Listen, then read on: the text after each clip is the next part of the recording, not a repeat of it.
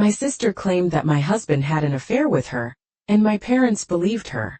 2 years later, her fiancé found out she was cheating, and made up the whole story. It's hard to even know where to begin, but I feel like I need to get this off my chest and maybe, just maybe, find some clarity.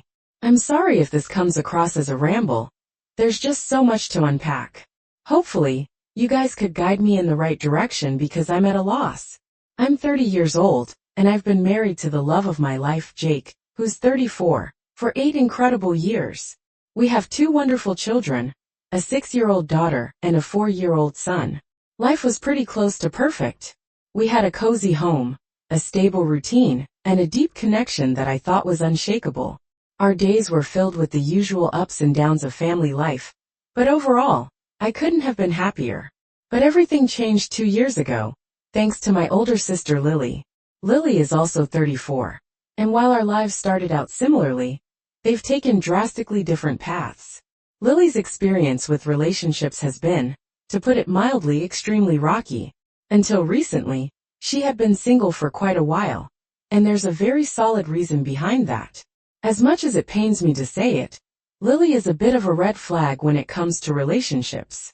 Her behavior can only be described as that of a neurotic narcissist.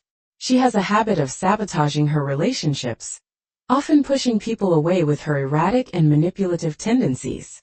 Lily's relationships always seem to start off well enough, but they sadly never last. She's got this way of getting too intense too quickly, and then things start to unravel.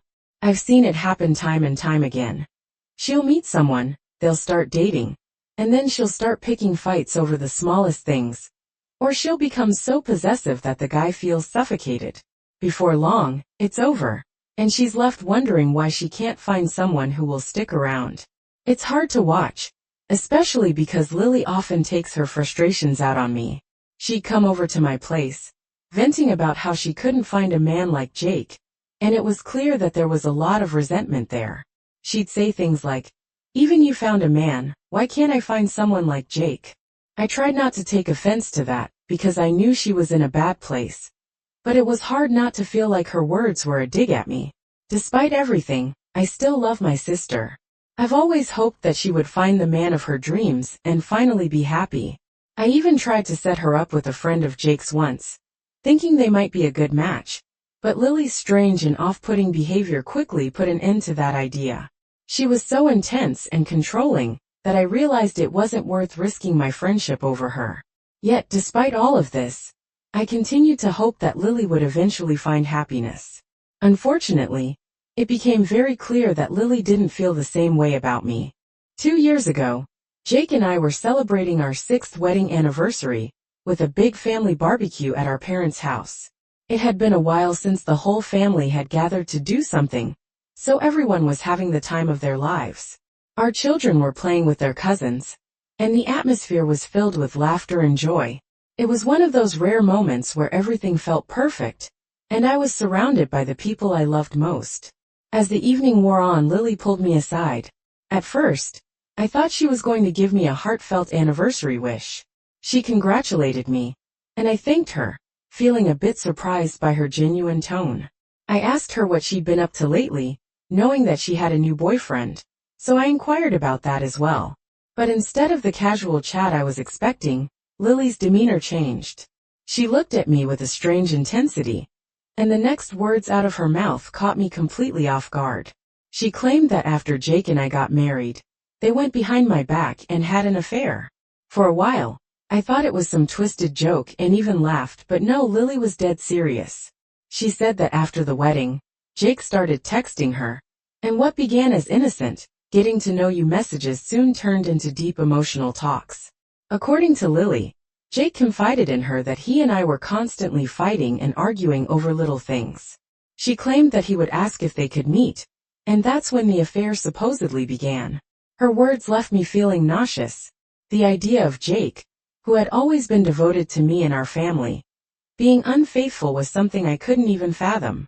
Lily said that she had kept this a secret the whole time, but could not pretend anymore. But the way she presented it, so calmly and confidently, shook me to my core. Even more than the actual news. For a second, I started thinking of all the scenarios. Did Jake really cheat on me? That too with my own sister? And now are we supposed to get separated? What about the kids? It took me a minute to gather my thoughts. But then I asked Lily if she had some proof, so that Jake could not get away with lying. And that's where she faltered. Lily said that she definitely had a bunch of evidence. But as her sister, I should trust her with or without that. That was when it hit me, Lily was lying. She could fool Mom and Dad. But I had observed her for years. And I could easily tell by now when she was being dishonest. When she realized that I might be onto her, she started crying. Then came her lecture with stuff like, "I cannot believe you don't trust me. And I told you for your own good." Lily went ahead and told our parents the same story very soon. All of our friends and family circled us. And Lily started screaming at Jake about how he cheated on me with her. Even though she didn't want to be part of anything, he blackmailed her. My husband was confused as well, just like me. He also thought at first that this was some sort of unfunny joke. But when Lily started screaming like a maniac in front of everybody, things became pretty serious. I hope my parents would help me in doing the damage control. After all, even if Lily's story was true, I would have been the heartbroken one. But to my disbelief, my parents sided with Lily without even caring about our surroundings. Dad started to scream at Jake, saying that he had played with Lily's feelings. I felt abandoned. My own sister was telling me that she had an affair with my husband of 6 years, even though I knew that it wasn't true. No wife likes to hear this type of stuff. Moreover, had her story been true, my father cared more about Lily's feelings than about me, a wife and mother who would have lost her husband. When we returned home that day, Jake discussed everything with me. I trusted my husband, and I knew he wouldn't betray me like this. Before anybody thinks I'm gullible, let me tell you, Lily has a history of lying. She has sabotaged several of her relationships in the past over petty lies. In fact, the reason why Jake's friend broke up with her was because she would randomly accuse him of cheating on her. She would plant her own stuff at different places in the apartment, and then question him if he had brought other girls to his place. Then she would have a screaming match. When he was finally exhausted, she would tell him that it was just a test. The incident with us just proved this was a pattern for Lily, so I chose to believe my husband. What followed were the worst days of my life. My parents refused to hear our side of the story, choosing instead to believe Lily's version without any evidence. Our once close-knit family was shattered. Jake and I found ourselves isolated, and the atmosphere during family gatherings became unbearable. My parents treated me with cold suspicion, and Jake was outright ignored. Lily, on the other hand, seemed to thrive on the chaos she had created. She played the victim, soaking up the attention and sympathy from everyone around her. It was as if she enjoyed seeing the destruction she had caused in my life.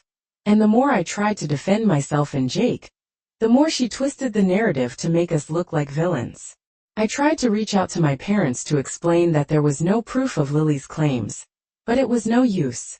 They had made up their minds, and their loyalty to Lily was unwavering. Mom even accused me of being in denial, of choosing Jake over my own sister, and it broke my heart. I couldn't understand how they could turn their backs on me so easily, how they could believe Lily's lies without question. Eventually, the tension reached a breaking point. Jake and I made the painful decision to distance ourselves from my family for the sake of our mental health and our children's well-being. It was an incredibly difficult choice, but we couldn't continue living under the shadow of such a hurtful lie. After a while, this became our new normal. As I said, it was hard but not impossible. I accepted the fact that I did not need my parents' approval about everything in my life.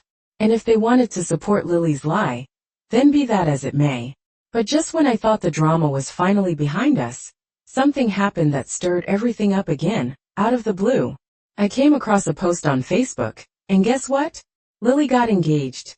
She had posted a series of pictures with her new fiancé, a man named Mark, along with a long sentimental caption about how she had met the love of her life.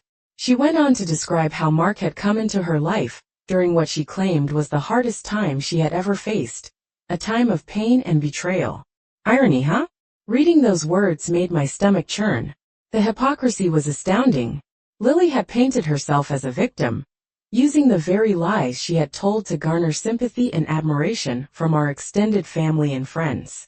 As I scrolled through the comments, I saw that many of our relatives, who had mostly sided with her during the fallout, were congratulating her and offering their support.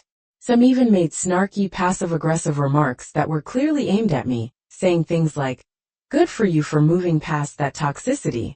You don't need that in your life." It was infuriating. These people had no idea what really happened. Yet they were quick to applaud Lily for her supposed strength and resilience. I felt a familiar sense of betrayal, not just from Lily, but from the entire family that had chosen to believe her lies without question. It was as if they had completely erased me from their lives, all while continuing to support someone who had caused nothing but pain and destruction. But what bothered me even more was the fact that Lily was now engaged to a man who had no idea about the kind of person she really was. I couldn't help but feel sorry for Mark, knowing that he was being manipulated by the same lies that had torn my family apart. I wondered if Lily had ever told him the truth about what she had done, or if she had continued to spin her web of deceit to ensnare him as well. At first, I was tempted to reach out to Mark and warn him, to tell him about the kind of person Lily really was, but I quickly realized that it wasn't my place to interfere in their relationship. Mark would have to learn the truth on his own, just as I had. Still, I couldn't shake the feeling of dread that came with knowing Lily was once again manipulating those around her for her own benefit. In the days that followed, I tried to push the news of Lily's engagement out of my mind, but it wasn't easy. Suddenly, I started to notice a string of missed calls from an unknown number. At first, I thought it was just spam, so I didn't pay much attention to it, but the calls kept coming. I was busy with work and the kids, so I didn't have time to pick up. Finally, during a break at work, I decided to answer. What greeted me on the other end of the line was a screaming Lily. She didn't hold back, hurling every insult and slur she could think of at me. It was like a flood of anger and rage, completely unfiltered and unrestrained. I tried to get a word in to ask her what was going on, but she wouldn't let me speak. It was only after what felt like an eternity of listening to her tirade that I managed to get her to pause long enough to ask what had happened and why she was so angry. There was a moment of silence on the other end, and then she screamed, "How could I pretend to be innocent after everything I had done?" Before I could respond, she hung up. I was left in a daze, trying to make sense of what had just happened. My mind was racing with possibilities, but nothing made any sense. What could I have possibly done to make Lily this furious? I had stayed out of her life, given her the space she clearly wanted, and had done nothing to provoke her. There was only one person I could think of who might have some insight into this situation: my Uncle Tom. He was one of the few family members I was still in touch with, and he had always been a voice of reason in the middle of all the chaos. I called him, hoping that he could shed some light on what was going on. The only person I could think to call was my uncle, the one family member who hadn't turned his back on me during the entire ordeal. He had always been a voice of reason, someone I could rely on for the truth. When I explained what had just happened, he told me what Lily had conveniently left out. Apparently Mark, her fiancé, had called off the engagement. The reason he had uncovered the so-called affair between Lily and Jake was through the family gossip. Mark, being the decent guy he was, had been doing some digging into a conflict he had noticed between Lily and me. When he learned about the affair, he was understandably furious. The problem was, he didn't know it was all a lie, a fabricated story Lily made up to gain attention and sympathy. Things took an even more dramatic turn shortly before the engagement was called off. Mark, Lily's fiancé, had been sensing that something was off in their relationship. Lily's erratic behavior had raised some red flags for him, and he couldn't shake the feeling that there was more to the story. Driven by suspicion, Mark decided to check Lily's phone. What he discovered was a shock to everyone. Lily had been cheating on him. She had been meeting up with this guy she met on a dating app. And let's just say the conversations weren't just friendly. Bannermark, who was well off and seemingly perfect in Lily's eyes, was someone she wasn't willing to lose. Lily had no choice but to come clean. She confessed to Mark that there was no affair with Jake, that it was all a story she had made up. But instead of salvaging her relationship, her confession backfired. She did not deny the chats with the guy on the dating app. Mark was horrified, of course, by the affair, but also by the lie, the lengths Lily had gone to in order to maintain the act. It painted Lily in an even darker light, and Mark wanted nothing to do with her after that. In the aftermath of Mark calling off the engagement, Lily's life began to unravel. Her lies were now public knowledge, and the very people who had once supported her started to distance themselves. The relatives who had been so quick to believe her story about Jake and me now questioned everything. Their snarky comments and supportive messages vanished as they realized the depth of Lily's deception. My parents, who had so easily taken her side 2 years ago, were left reeling from the truth. They had been manipulated just like everyone else, and now they had to face the consequences of their blind faith in Lily's lies. Now all of my family is trying to reconcile with me and my husband, even after everything that's happened. There's a part of me that feels guilty. Maybe because in my anger and hurt, I haven't spoken to Lily or my parents since the engagement was called off. I didn't reach out to see how Lily was doing after Mark left her. She's my sister, and despite everything, I still feel some responsibility for her well-being. I know she brought this on herself, but it's hard to shake the feeling that I should have done more, even if just to check in. Another part of me feels guilty for keeping my children away from their grandparents. They don't know the full story, of course, but they've started asking questions about why we don't visit Grandma and Grandpa anymore. They miss them, and it breaks my heart to see them so confused. But how can I expose them to people who sided with a lie that nearly destroyed our family? So, I'm left wondering if I'm right for cutting my family off and not reaching out to Lily, even after her engagement fell apart. Should I have done more to mend the broken relationships? Or am I justified in keeping my distance to protect myself and my family? Update 1. Hi guys, how are you? It's been a while since the whole ordeal with Lily and Mark, and while things have mostly returned to normal, there's still some tension that I can't seem to shake after the truth came out and Lily's engagement was called off. I thought we'd finally be able to move on, but now it seems like everyone in my family is trying to reach out to us as if they suddenly realized the gravity of what they believed and the damage it caused.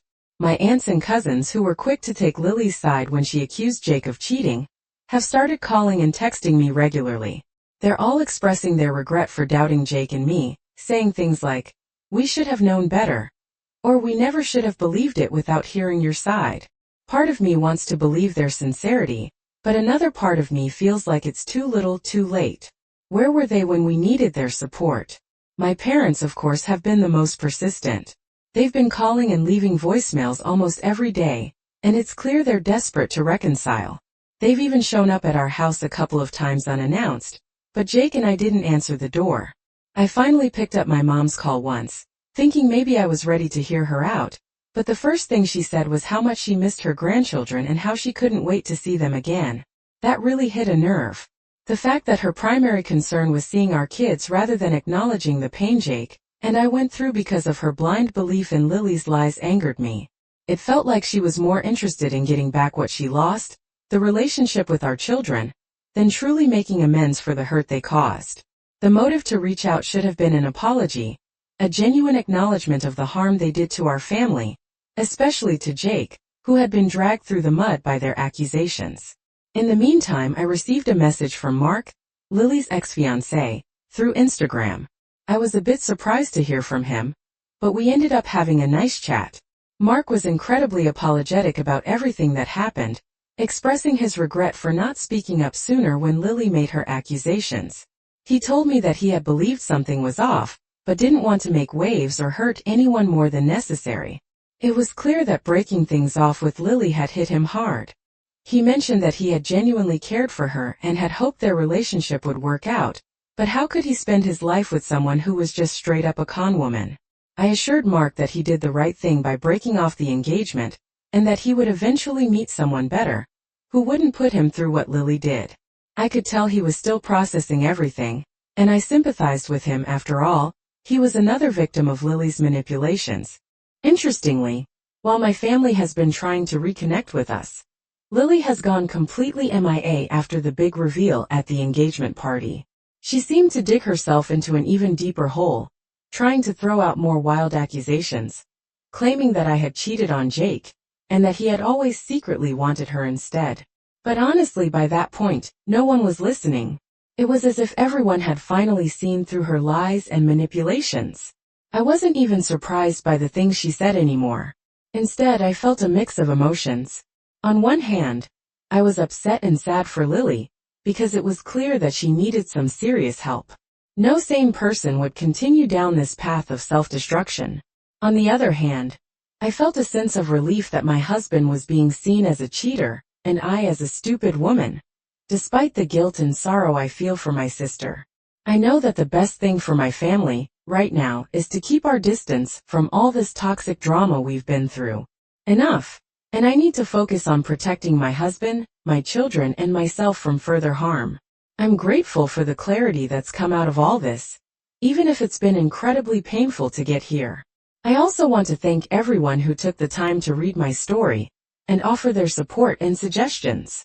It's been a difficult journey, but the kindness and understanding I've received from strangers has made it a little easier to bear. I am grateful to you all for helping me see things more clearly and for giving me the strength to do what's best for my family. Update 2.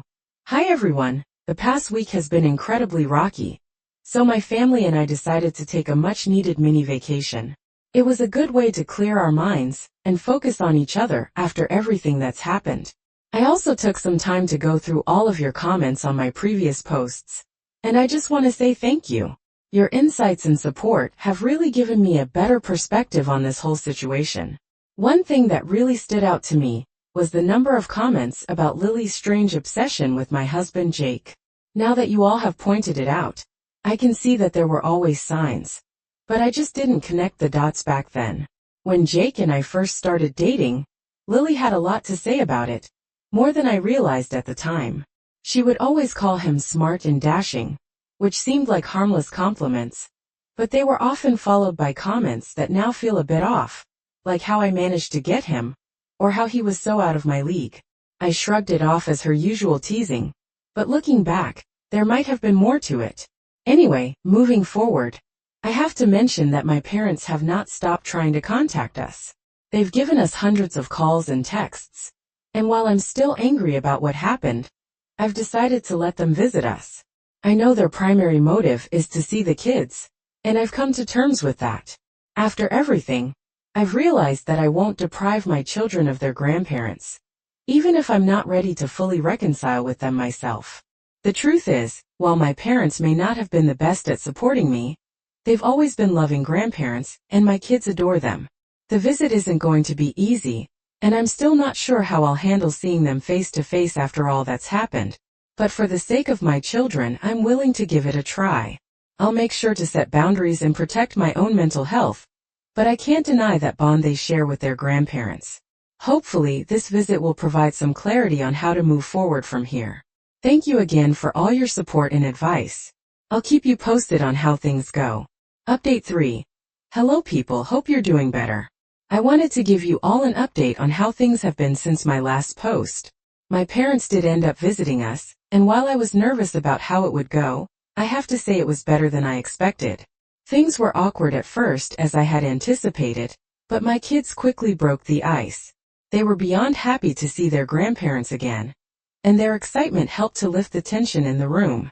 It was clear they had missed them just as much as my parents had missed them. As we settled in, the kids, in their innocent way, asked where Aunt Lily was. It was a question I knew would come up eventually, and it brought a moment of uncomfortable silence. We all kind of avoided the topic at the time, trying to keep the mood light. But later, when the kids were busy, I decided to ask my parents directly where she was. They told me that Lily was back at their place after disappearing for a while, and that she wanted to apologize to me. I found it hard to take that seriously though. After everything she's done, an apology felt somewhat meaningless. Moreover, Mark, her fiancé, was the one who deserved the biggest apology after everything she had put him through. I suggested that instead of wasting time on apologizing, they should consider getting her into therapy. The way she acted, lying so blatantly and destructively, wasn't just a simple mistake. She behaved like a pathological liar, and at times it seemed she was inches away from being considered a psychopath. Some might say she is one.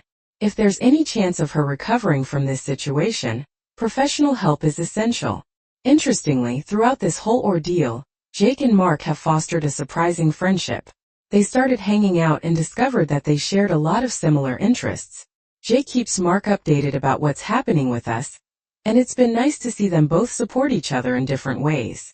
Mark, being the mature guy that he is, has started to move forward with his life. He didn't deserve what he went through, but that's all we can do as humans, move on and try to find peace. All in all, I think we're on a path towards some kind of resolution. Things won't ever be the same, but I'm a tiny bit optimistic that they can get better if the universe works in our favor. We might not return to the way things were, but we could reach a place that's good enough, a place where we can rebuild some trust and move forward without the weight of the past holding us back. We've learned valuable lessons about the importance of open communication, the dangers of jumping to conclusions, and the power of forgiveness, both giving and receiving it. While we're not fully healed yet, we feel we're on the right path. Thank you for your support and advice throughout this challenging time. Your perspectives have been invaluable in helping us navigate this complex situation. We'll continue to take things one day at a time, prioritizing our mental health and the well-being of our children as we move forward.